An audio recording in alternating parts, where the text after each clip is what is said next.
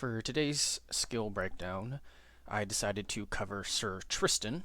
Sir Tristan is a vanguard that you get early in the game, Act 1, and a lot of people really like to dismiss him early on because his main thing is that his attacks deal poison damage, and when you get him in Act 1, most of the enemies you're fighting are lost, so this poison damage is essentially useless. And his attacks are more expensive than other vanguards at 4 AP, so a lot of people label him as just complete shit and dismiss him. Now, I think it's a fair assessment to say that when you get him in the game, he is really, really not good. That is completely fair, and I think just benching him for a long period of time is probably the right call. However, I think he is worth sitting on and not just dismissing, because his abilities, once you get into his tier 3, really make him sort of come together as a whole unit, and he becomes very viable, better than some of the more standard vanguards, I think. And yeah, so let's just get into it and you'll see why. Now, his basic attack, Poison Cut, deal 80% weapon damage and causes poison. Now, as I mentioned before, why a lot of people think he's so bad early in the game, he does do less weapon damage, but it's compensated for by poison damage. Act 1, poison being negated, this is bad, but as you move on to more enemies that are not lost later in the game, this becomes a lot stronger. With upgrades, Fetid Blade, the duration of the poison lasts an extra turn. And then we have 2 upgrades here for Gangrene, meaning that the poison effect reduces the target damage dealt by an additional 10%, so that's an extra 20% here. And Blight, just an extra 10% weapon damage. Next, we have Jump, basic Vanguard move, high mobility for cheap AP. With Lope, reduce the cooldown by 1. Vault, reduce the AP cost by 1. Long Jump, increase the range by 1, and Hurdle, get a movement AP after using it. Next we have Bear Trap. You can place this down at range, and when an enemy walks over it, they will take some damage and become slowed. You can grant the Bear Trap a bleeding effect, so now it will also bleed them. Reduce the unit's AP by 2 when they trigger it, just further hampering them. Have the Bear Trap deal more damage, and then reduce the cost of the AP on the trap by 1. However, by doing this, you can also have less traps active at once. This is sort of a judgment call. It depends on how much you're using the traps. Hide, basic Vanguard move. They enter into a stealth state, and then they do extra damage when exiting it with a surprise damage bonus. With Stalker, you can move extra spaces upon being revealed and still retain that surprise damage bonus, just increasing the surprise damage bonus by a whopping 50%. Gaining extra movement AP when you start hidden, so you can get extra opportunity to close that gap and get the attack in. And Subtle, reduce the detection range, meaning you can get even more distance between all these abilities to get as close as possible before being revealed, increasing the likelihood of you being able to get off that surprise attack. Scout, increase perception by 1, so you can spot enemy traps, enemy hidden units, and some treasure chests, as well as some movement AP. Low profile, make your Vanguard much less likely to actually get attacked by those pesky archers if your Vanguard is 6 tiles or more away from them. Counterattack. So now whenever they get attacked with a frontal attack, they can strike back. Moving on to tier 2, we're beginning with Throwing Dagger. This is just a basic ranged attack for 100% weapon damage. It has some decent range. With the first upgrade, Balanced Throw, you can increase the range by 2 tiles. With Lethality, you're increasing the damage by an extra 15%. Poison Dagger, you can apply poison now with your Throwing Dagger. And Twin Daggers, you can now target 2 enemies, but the second enemy will only take 50% of the original damage.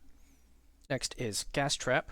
You place a trap down, and when an enemy walks over and triggers it, it creates a 3x3 area of gas.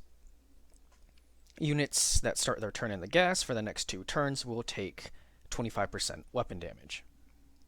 With the upgrade Poison Gas, it now causes poison, so they're getting extra damage on top of the ability's base damage, and then they also take a damage dealing penalty.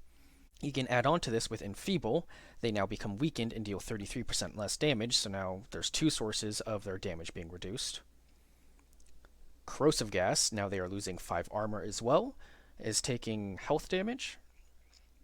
And finally, Thick Cloud. You slow them, ideally keeping them in it longer, or just making it harder for them to escape it and get to your units. The first tier 2 passive, Master of Traps. This is one you're going to want to take if you're really into the trap playstyle. This increases the range for your traps. Deactivate Trap. Now when Sir Tristan steps on a trap, he will deactivate it for the cost of 2 AP instead of taking the damage and whatever other effect it would have been. I only remember seeing enemies use bear traps, so keep that in mind if this is something you want to use. Serrated Traps, now all your traps just do 10% more damage. Barbed Traps, the duration for damage over time, so this would really only be Gas Trap. It now lasts longer. And Better Tools, you can now have 1 more trap active on the battlefield. In Tier 2, he gets a unique ability called Drain Life, where he does low damage, only 25%, to every unit within range, in this case being 2 tiles. Tristan will heal half of the total damage he dealt to his HP.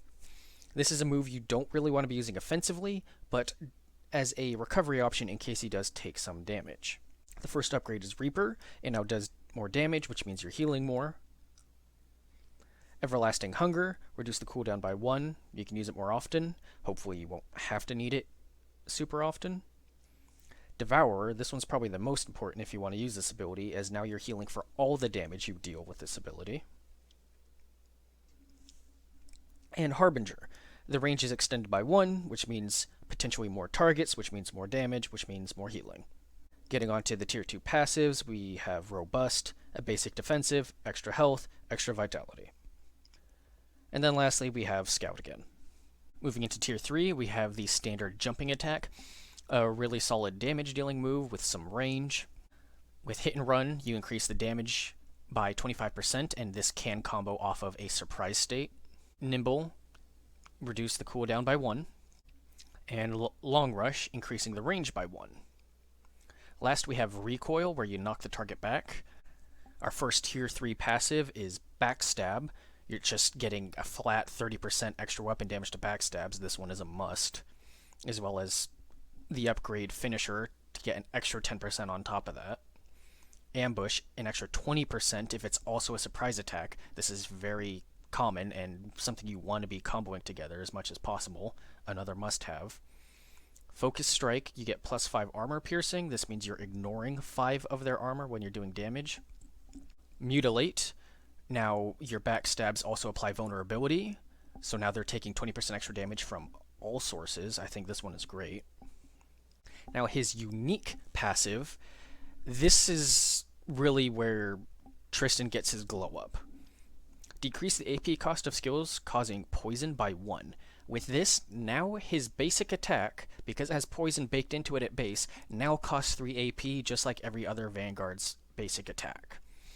It's kind of lame that you have to wait till Tier 3 for his basic attacks to come in line with everyone else's, but his basic attack is stronger than other Vanguard's basic attacks, just not against the Lost. So I think that was kind of the dev's idea behind balancing it this way. He's just kind of a late bloomer as a result. For his upgrades, there's extra damage, so just 10% weapon damage for skills that cause poison. That's going onto his basic strike, which then is calculated into things like backstab and surprise attack damage, or if you're also taking the poison on gas trap and throwing dagger. Long duration, the duration of poison effects are increased by 1. If you're using things like throwing dagger or gas trap, this can be worth it, but since I don't really use those, this isn't really worth it to me, since if he's hitting someone and applying poison, he's hitting them until they die, which is usually 1-2 turns at most, so I don't get a lot of use out of that. Master Poisoner. Enemies hit by the hero's poison skills have their damage reduced by a further 50%. And that is crazy, stacking that with all the other buffs he has to poison's damage reduction effect. The base is already 20%. You can increase that by another 20% with the 2 gangrenes, and then this for 90%. He's just an extremely powerful debuffer for bosses. Lastly, there's Corrosion. Units affected by poison lose 2 armor. Again, this is going to be something mostly useful if you're using Throwing Dagger with the poison talent and the gas trap. In Tier 3, he has another unique ability, Smoke Bomb. You create a 3x3 area that becomes shrouded for a turn, and units within this shroud cannot be targeted by range attacks, so it's a good defensive tool for your party. I don't really see much cases using it for himself. Or units within the shroud also can't shoot out of it. First upgrade is Bomblets, increase your range for it. Volatile Mixture, reduce the cost of it by 1. Alchemist Purse, reduce the cooldown by 1. And Clinging Vapor, increase the duration by 1. On lower difficulties, Smoke Bomb is probably going to seem like a very minor ability, not something you're probably going to get a lot of use out of, as the damage is low enough. Archers aren't a huge deal. But in higher difficulties, especially very hard, archers can really mess up your backline. So having Smoke Bomb to help protect them, I think is actually a very solid ability. Not necessarily a must-have, but it's very solid. Getting to the last of his passives, we have Quick-Footed, so now he is immune to opportunity attacks. This is very good. Another Scout. And then Master Assassin, this is a must-have on every Vanguard. Hide now only costs 1 AP instead of 2, and you will start your turns with 1 extra AP if the start of your turn you are hidden, and you pretty much always want that to be the case. That covers it for all of the skills for Sir Tristan. As you can see, he has a number of unique abilities, and his Tier 3 is very solid. If you sit on him long enough to get into that point, he definitely becomes one of the strongest Vanguards, in my opinion.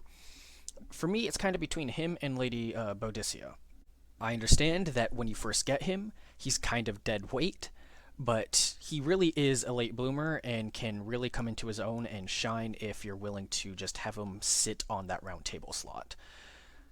If you don't really want to deal with that, you don't feel like waiting, there's just other heroes you'd rather give a slot to, I personally think that's completely fair and valid as well. But maybe some of you out there, after seeing what he gets access to later in the game, maybe change your mind on him a little bit. So, that's all I have for you. Thanks for watching.